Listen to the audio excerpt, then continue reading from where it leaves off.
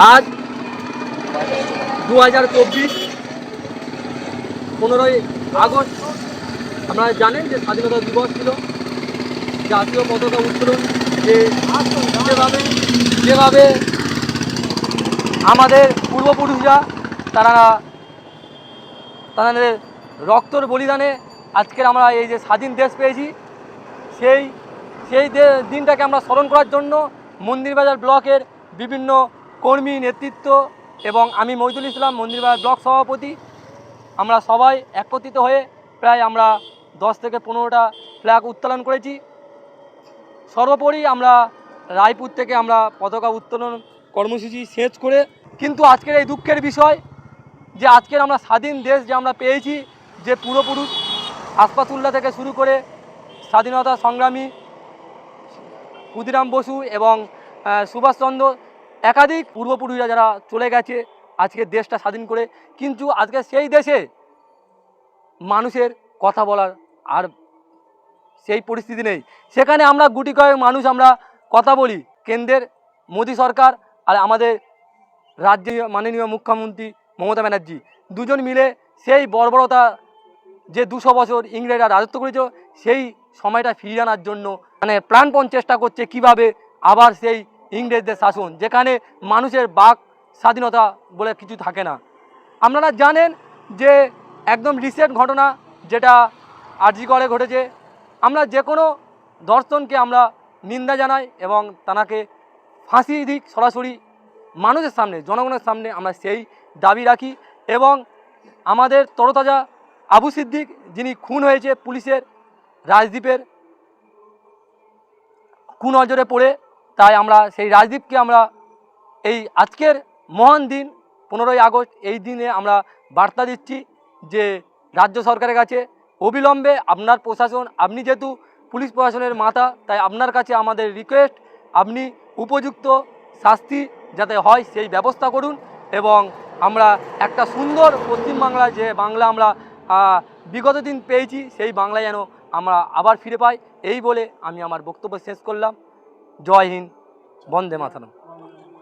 1947 সালে 15ই আগস্ট আমাদের দেশ স্বাধীন হয়।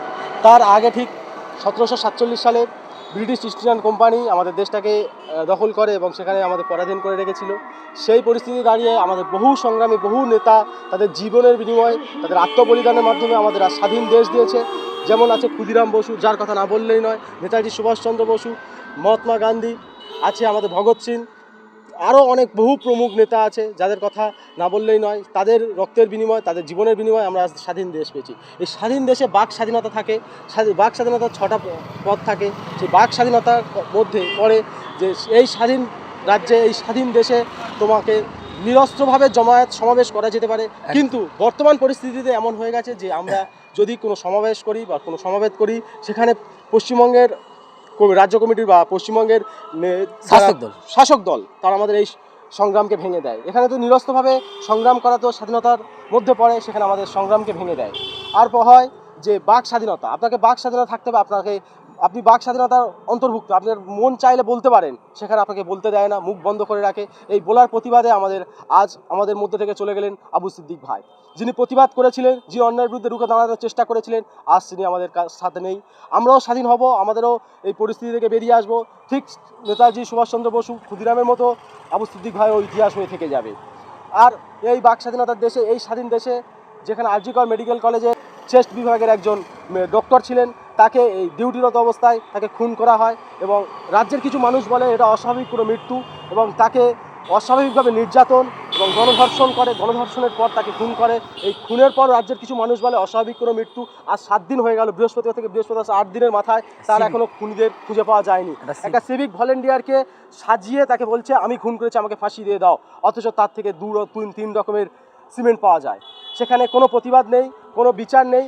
এই প্রতিবাদে অবশ্যই দেশ স্বাধীন হয়েছে, দেশে পতাকা উত্তোলন হচ্ছে, সবাই আমরা খুশি, কিন্তু এই স্বাধীন দেশে এই পরাধীনতা এখনও বেড়া চলে, আমরা জড়িয়ে আছি। এই জন্য আমরা চেষ্টা করবো এই পরাধীনতা থেকে বেরাতে এবং আমরা চেষ্টা করবো আবু সিদ্দিক ভাইয়ের মতো আমাদের অনেকে জীবন দেবে এবং আমাদের এই স্বাধীনতা থেকে বেরিয়ে আসতে হবে। আমরা চেষ্টা করব আগামী দিন আমাদের আরও ভালো মানুষ আসবে, কাজ করবে।